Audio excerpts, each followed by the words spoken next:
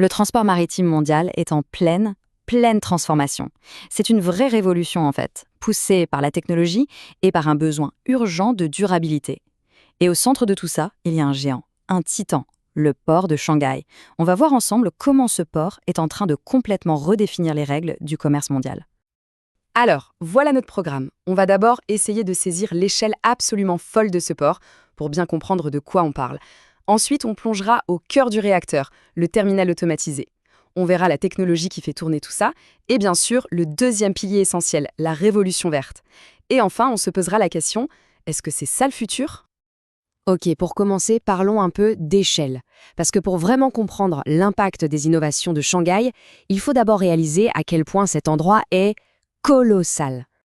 Regardez-moi ça, ce n'est pas juste un port, c'est une véritable ville en mouvement perpétuel. Chaque navire, chaque grue, chaque container, tout ça fait partie d'un immense balai logistique qui ne s'arrête jamais et qui alimente le monde entier. C'est un des points névralgiques de notre économie. 15 années de suite. Ce n'est pas un coup de chance, c'est une domination. Ça montre une capacité incroyable à gérer des volumes qui donnent le vertige, tout en continuant à se réinventer. Shanghai n'est pas juste un leader, c'est la référence. Plus de 51 millions de conteneurs sur une seule année. Le chiffre est tellement énorme qu'il est difficile à imaginer. Et bien sûr, ça crée une pression monstre pour être toujours plus rapide, toujours plus efficace. Et c'est justement cette pression qui est le moteur de l'incroyable révolution qu'on va décortiquer. Allez, on passe au cœur du sujet, le terminal Yangshan Phase 4. C'est la vitrine technologique de Shanghai, la pièce maîtresse de sa stratégie. Et franchement, ça ressemble à un décor de film de science-fiction. La première chose qui frappe ici, ce n'est pas ce qu'on voit, mais plutôt ce qu'on ne voit pas, des humains. C'est un espace gigantesque où tout bouge avec une précision chirurgicale, mais sans quasiment personne sur le terrain. C'est un ballet de machines orchestré par des algorithmes. Et qui sont les ouvriers de cette usine du futur? Eh bien, les voilà. Des centaines de machines qui travaillent ensemble, des grues immenses aux petits véhicules agiles. Mais le détail qui change tout, c'est que tout ce petit monde fonctionne à 100% à l'électricité. Alors, comment on fait tourner des véhicules électriques 24 heures sur 24, 7 jours sur 7? La solution est bluffante.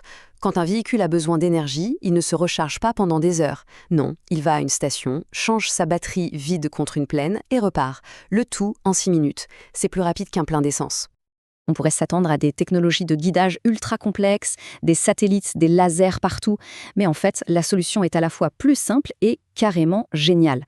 Le sol est truffé de milliers de petits clous magnétiques. C'est ce réseau invisible qui guide la flotte de véhicules de manière infaillible. Bon, on a vu la force brute, les muscles de l'opération. Maintenant, il est temps de s'intéresser au cerveau.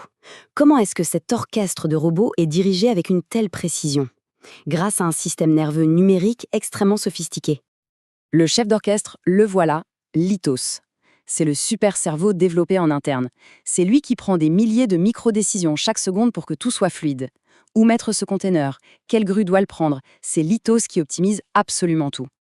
Ensuite, il y a la F5G. Ce n'est pas la 5G de nos téléphones, c'est encore autre chose.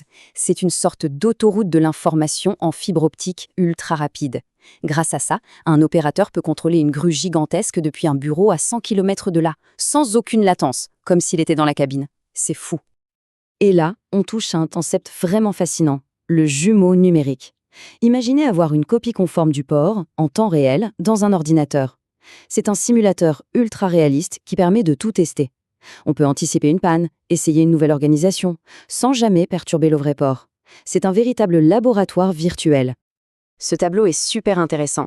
Il montre que les jumeaux numériques ont plusieurs niveaux de maturité. Beaucoup d'endroits en sont encore au premier stade, la simple réplication. Mais les ports comme Shanghai, eux, sont déjà au niveau 4. Ça veut dire qu'ils ne font pas qu'observer leur copie virtuelle. Ils interagissent avec elle pour contrôler les vraies machines à distance. Et bien sûr, ça ne s'arrête pas là. La nouvelle frontière, c'est déjà l'intelligence artificielle. Des modèles spécifiquement entraînés pour le monde portuaire, comme ce port GPT, sont en train d'être développés. Leur but, analyser des montagnes de données pour trouver des schémas invisibles à l'œil nu et améliorer encore la sécurité et l'efficacité. Jusqu'ici, on a beaucoup parlé d'intelligence, de smart, mais il y a une deuxième roue à ce tandem tout aussi importante, le côté vert, la durabilité. Voyons comment Shanghai est en train de devenir un modèle de port écologique. Le contraste est saisissant, non? D'un côté, le port d'hier, avec ses moteurs diesel bruyants et polluants. De l'autre, Yangshan Ivy, silencieux, 100% électrique, zéro émission sur place. Le bond en avant est tout simplement spectaculaire. Et attention, ce n'est pas juste une question de véhicules électriques. La stratégie est globale. Les navires, une fois à quai, se branchent au réseau pour couper leurs moteurs. Toute l'eau usée est traitée et réutilisée. Et bien sûr, on intègre de l'énergie solaire partout où c'est possible. C'est une approche à 360 degrés. Shanghai ne se contente pas de nettoyer ses propres opérations. Le port se prépare déjà à l'avenir de tout le transport maritime mondial. En proposant de l'avitaillement en carburant vert comme le GNL ou le méthanol, il devient un acteur clé de la transition écologique de toute l'industrie. Ok, après avoir vu tout ça, prenons un peu de hauteur. Qu'est-ce que tout cela signifie? Est-ce juste une vitrine technologique isolée ou est-ce vraiment un modèle pour l'avenir de tous les ports? Cette image, pour moi, elle résume tout. Cette vision d'un écosystème où la technologie, l'efficacité et la densité opérationnelle fonctionnent en parfaite harmonie. Le port n'est plus un simple lieu de passage, c'est un organisme vivant, intelligent et durable. Et c'est là le point essentiel. Cette fameuse approche à double roue, le smart et le green, qui avancent ensemble, n'est pas pensée comme une expérience unique. C'est présenté comme une solution Shanghai, un modèle que d'autres pourraient, en théorie, répliquer pour leur propre transformation. Et on termine là-dessus. Face aux défis économiques et environnementaux qui nous attendent, est-ce que cette fusion entre intelligence artificielle et durabilité est encore un choix? Ou est-ce que ce n'est pas tout simplement devenu inévitable? La question n'est peut-être plus de savoir si ce modèle va se généraliser, mais plutôt à quelle vitesse.